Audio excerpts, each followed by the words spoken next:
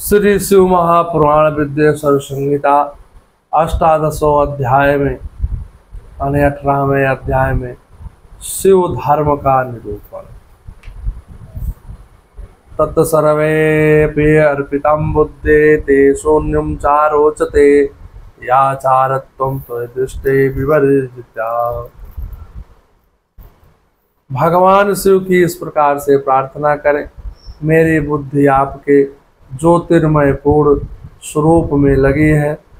मुझ में जो अहंता थी वह आपके दर्शन से नष्ट हो गई है। मैं अपनी देह से आपको प्रणाम करता हूँ। हे प्रभु, आप महान हैं, आप पूर्ण हैं और आप मेरा स्वरूप भी आप ही है। तो भी मैं इस समय मैं आपका दास हूँ। इस प्रकार यथा योग्य नमस्कार पूर्वक स्वायात्म यज्ञ करना चाहिए। तत्पश्चात भगवान शिव को नैवेद्य दे करके तांबूल समर्पित करना चाहिए। नम्रतो हि स्वादेहन भो महत्वमस्ति प्रभो नाशून्यम अस्ति रूपो वै तुम दासो संभवत्। यथा योग्यं स्वात्मयज्ञं नमस्कारं प्रकल्पेत तत्रात् शिव नैवेद्यं दत्त्वा ताम्बूलमाहरेन्। तब स्वयं 108 बार शिव जी की प्रदक्षिणा करना चाहिए। 1000, 10,000, 1,00,000 या 1 करोड़ प्रदक्षिणा दूसरों के द्वारा कराई जा सकती है। जैसे स्वयं असमर्थ है तो दूसरों के द्वारा भी कराई जा सकती है। शिव प्रदक्षिणाम कुर्यात्तम स्त्रोक्तम शतम सहस्रयुक्तम लक्षम कोटिमन्यम कारयेत्। शिव प्रदक्षिणात् सर्वं पातकं नाशन्ति तत्क्षणात् दुःखमोस्य मूलं व्याधमूलं हि पातकम्। शिव की प्रदक्षिणा से परे पापों का तत्क्षण नाश हो जाता है। दुख मूल का व्याधि है और व्याधि मूल पाप में होता है। धर्माचरण से ही पापों का भी नाश बताया गया है। भगवान शिव के उद्देश्य से किया हुआ धर्माचरण पापों का नाश करने में समर्थ होता है। शिव के धर्मों में प्रदक्षिणा को प्रधान कहा गया है। क्रिया के जप रूप होकर के प्रणव ही प्रदक्षिणा बन जाता है। जन्म और मरण द्वंद्व ही माया चक्र कहा गया है। शिव का माया चक्र ही बलपीठ कहा गया है। बलपीठ से आरंभ करके प्रदक्षिणा के क्रम से पैर के पीछे दूसरी पैर रखते हुए बलपीठ में पुनः प्रवेश करना चाहिए। तत्पश्चात नमस्कार करना चाहिए।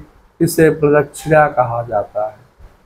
बलपीठ के बाहर निकलना, जन्म प्राप्त होना और नमस्कार करना ही आत्मसमर्पण है। नमस्कारम ततम कुर्यात् प्रदक्षिणामिति निर्गमम अंजनम नम प्राप्तम नमस्तम समर्पणम। जन्म और मरण रूप द्वंद्व भगवान शिव की माया से प्राप्त होते हैं। जो इन दोनों को शिव की माया को ही अर्पित कर देता है वह फिर शरीर के बंधन में नहीं पड़ता है। जब तक शरीर रहता है तब तक जो क्रिया के ही अधीन है वह जीवबद्ध कहलाता है। स्थूल, सूक्ष्म और कारण तीनों शरीरों को वश में कर लेने पर जीव मोक्ष हो जाता है। जीव का मोक्ष हो जाता है। भगवान शिव ही परम कारण है। वह अपनी माया के दिए हुए द्वंद्व का स्वयं परिमार्जन करते हैं। शिव के द्वारा कल्पित हुआ द्वंद्व उन्हीं को समर्पित कर देना चाहिए। शिवेन कल्पितम द्वंद्वम तस्मिन्नेव समर्पेत। इसलिए सूत जी कहते हैं, हे विद्वानों, शिव सत्यागम प्रियम विद्यात प्रदक्षिणो नाम बुधा। प्रदक्षिणा और नमस्कार शिव को अति प्रिय है। ऐसा समझना चाहिए, ऐसा करना चाहिए। भगवान शिव की प्रदक्षिणा, नमस्कार, षोडशोपचार पूजन अत्यंत फलदायी होता है। ऐसा कोई पाप इस पृथ्वी पर नहीं है जो शिव प्रदक्षिणा से नष्ट ना हो सके। इसलिए प्रदक्षिणा का आश्रय लेकर के सभी पापों का नाश कर देता है। प्रदक्षिणम विनाशाय पातकम नास्ति भूतले तस्मं प्रदक्षिणे एवं सर्व पापम विनाशेत।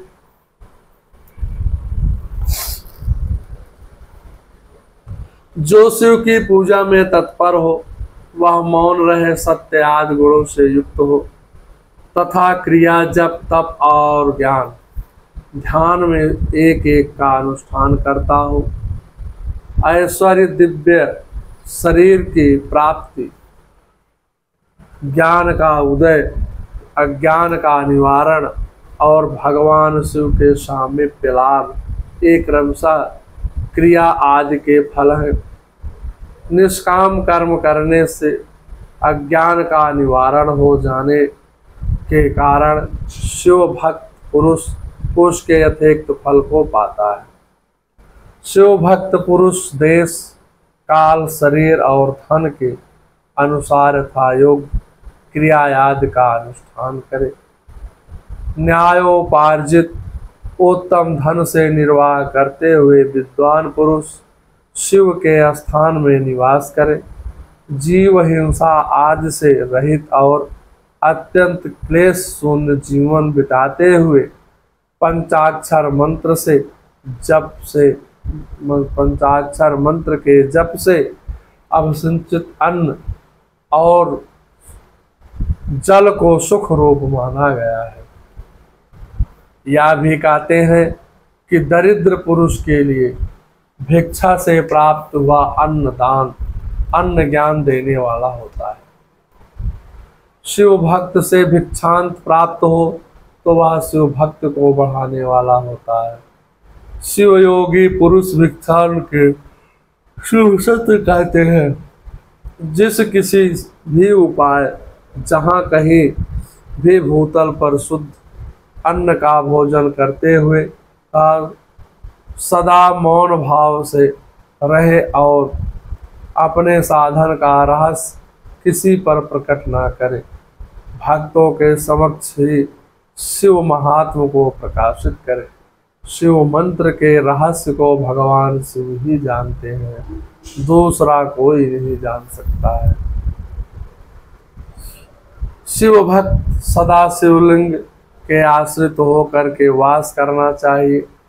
हे ब्राह्मणों, शिवलिंगाश्रय से के प्रभाव से वह भक्त भी शिवरूप हो जाता है। चरलिंग की पूजा करने से वह क्रमशः अवश्य ही मुक्त हो जाती है। महर्षि व्यास ने पूर्व काल में जो कहा था और जैसे मैंने सुना था, उन सब साध्य और साधन का संक्षेप में मैंने आप सबको सुना दिया। आप सबका कल्याण हो और भगवान शिव में आपके दृढ़ बनी रहे। जो मनुष्य इस अध्याय का पाठ करता है अथवा जो इसे सुनता है, हे विज्ञजनों, वह भगवान शिव की कृपा से शिव ज्ञान को प्राप्त कर लेता है। श्री शिव महापुराणे प्रथमां विद्येश्वर संहितायां साध्य साधन खंडे शिवलिंग महात्म वर्णनम नाम 18 अध्यायः। ओम नमः शिवाय।